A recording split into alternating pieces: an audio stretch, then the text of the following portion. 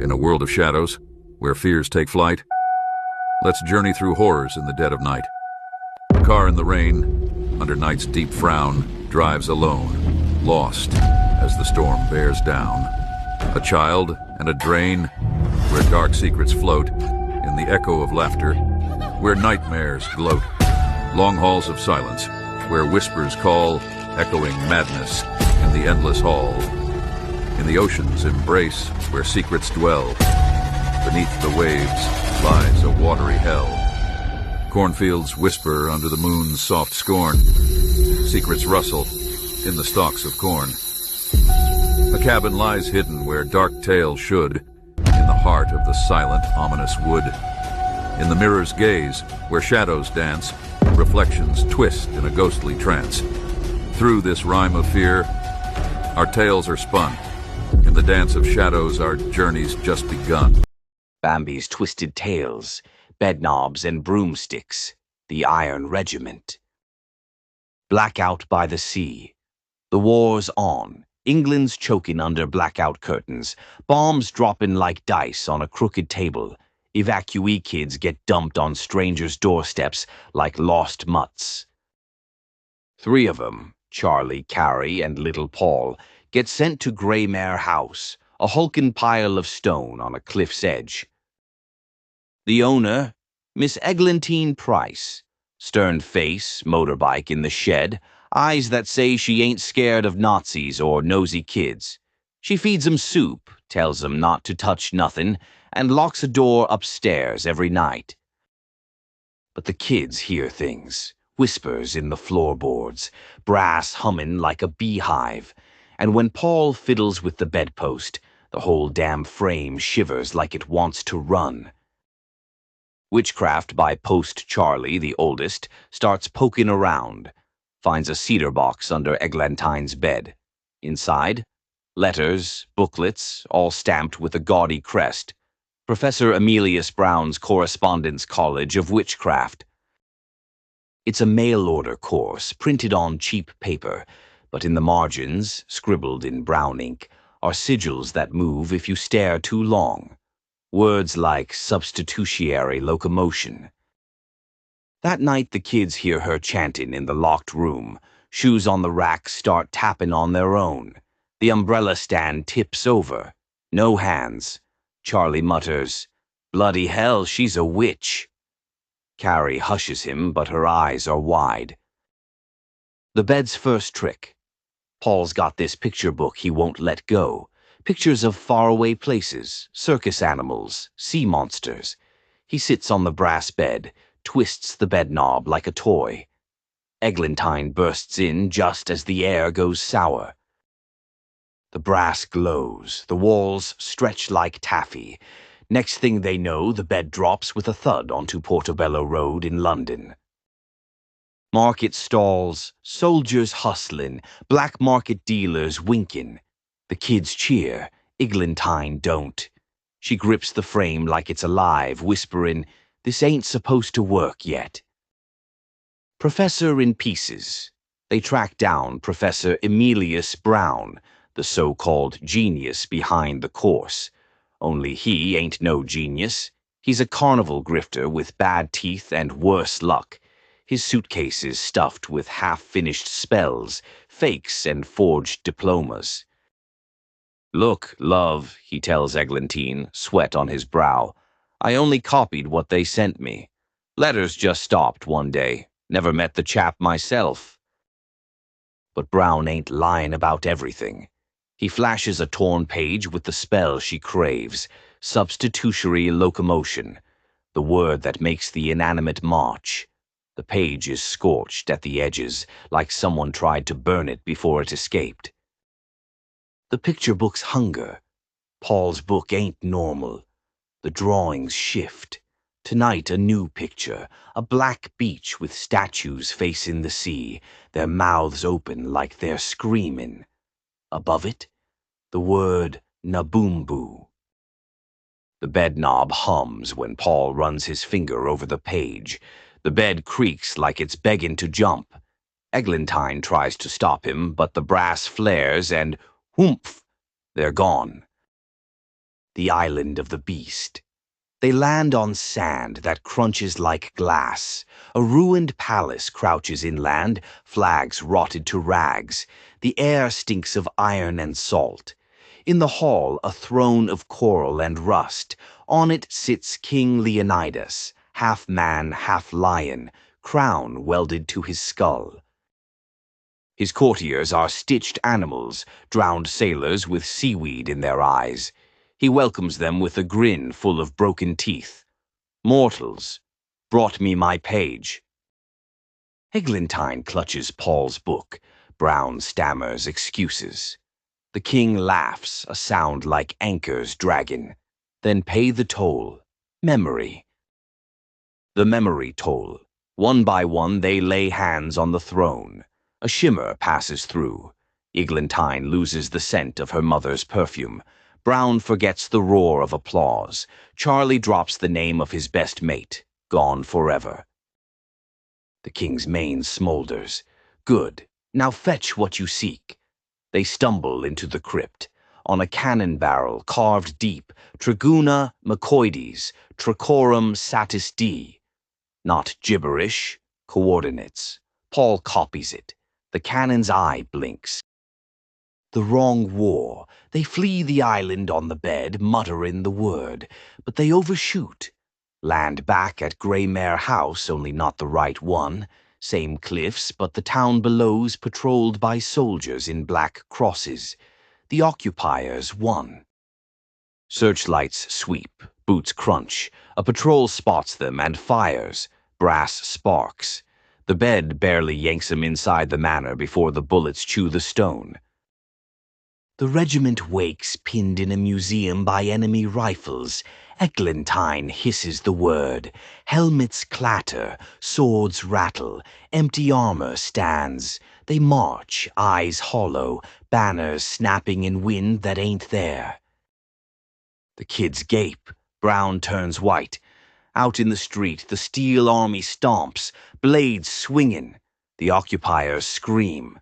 The regiment don't stop. The cost of command. Every order drains her. Blood trickles from her nose. Veins crawl black under her skin. The regiment turns their hollow visors to her, waiting.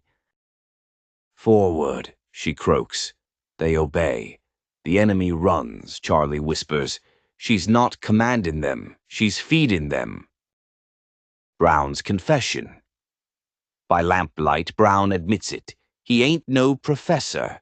He was hired to dress up black magic as a stage gag, to mail it around under the radar.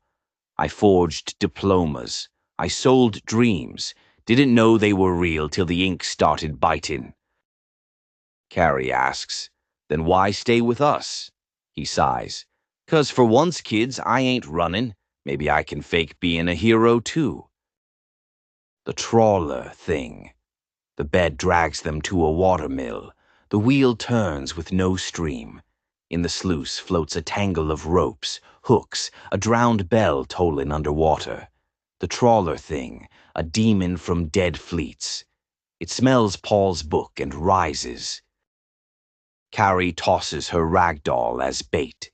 The ropes coil round it. Eglantine carves anchor runes with chalk. Brown throws the bedknob like dice. With a howl, the thing sinks, bell tolling once more. The wheel goes still. The occupiers bargain. The commander of the garrison offers terms.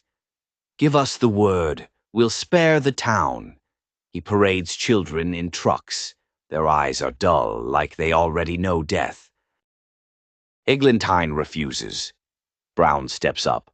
I'll play decoy. I've been lying all my life. Let it mean something now. Night of the empty helmets. The handoff's a trap. Rifles blaze, but the empty armor absorbs bullets, keeps walking. Wooden hobby horses rear and bite. Charlie bangs a drum. The rhythm drives the march. Carrie scrawls chalk mines that erupt with ghost light. The occupiers scream. The kids ride the bed like an ambulance hauling wounded. Eglantine carves sigils in the clouds. Lightning strikes only where she points. The bed turns. The bed starts acting funny, brass overheated, knob spinning on its own. It don't want to go home. It wants more. More coordinates, more blood. One night it lifts without command, dragging them toward a black tunnel in the sky. Gears ticking, teeth grinding. Paul clings to the knob, crying. "Home!" he screams. For once the bed hesitates. Brown smashes it with a chair. They tumble back into the parlor, smell of scorched thyme in the air. Leonidas returns. The sea splits. Leonidas storms through, mane aflame, crown fused to bone.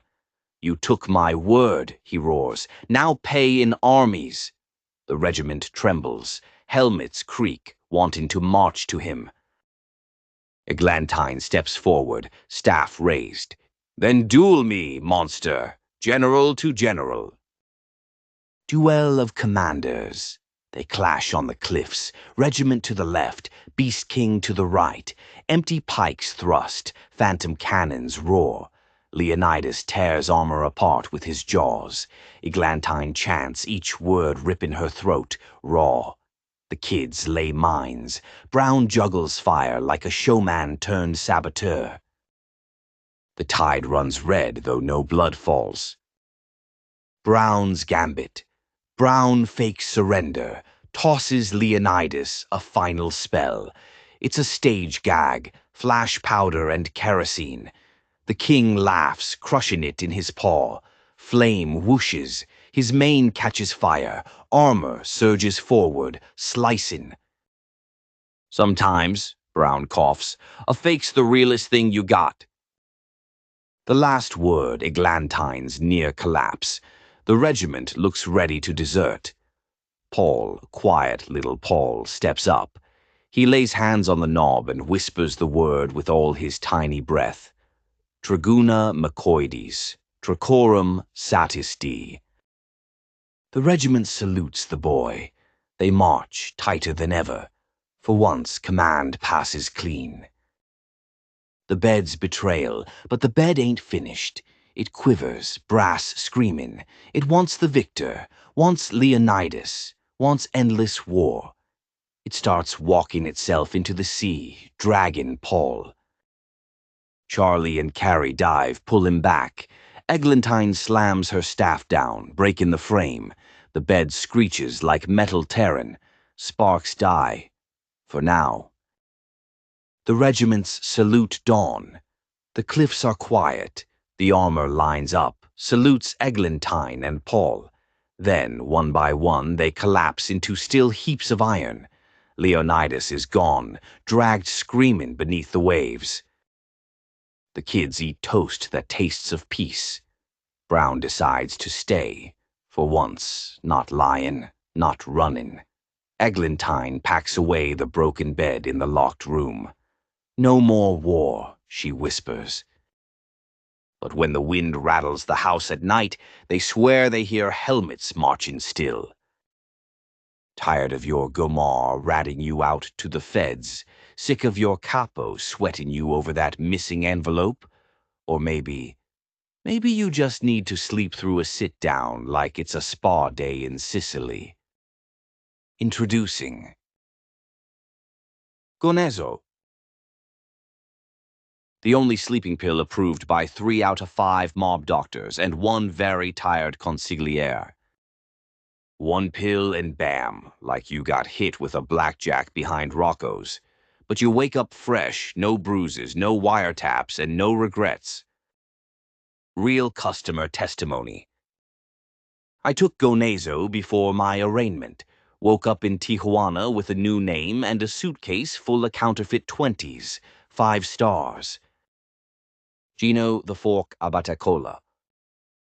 Now with our patented forget-about-it formula, Gonezo erases shame, guilt, and 3 to 5 hours of your last regrettable night at the Velvet Lounge. Warning, side effects may include sudden urges to flee the country, thinking you're bulletproof, marrying your Gumar's cousin during a blackout in Atlantic City. Ask your bookie if Gonezo is right for you, or don't. He's probably already on it. Gonezo, sleep like you ain't got priors. Brooklyn Bloodlines Season 2 coming soon. The Placard.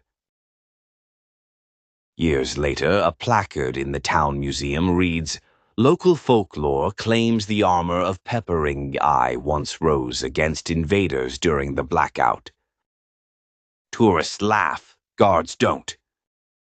At midnight, helmets turn toward the sea, and a brass bed in storage hums softly, waiting." The moral of the story: power's a mortgage, Piscine. Every miracle's a loan, and the collector always comes. Lead with love, pay careful, and don't let your tools start running the show. And that's another nightmare from Bambi's Twisted Tales.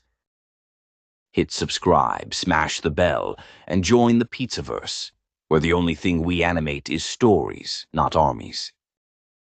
Thanks for watching and supporting.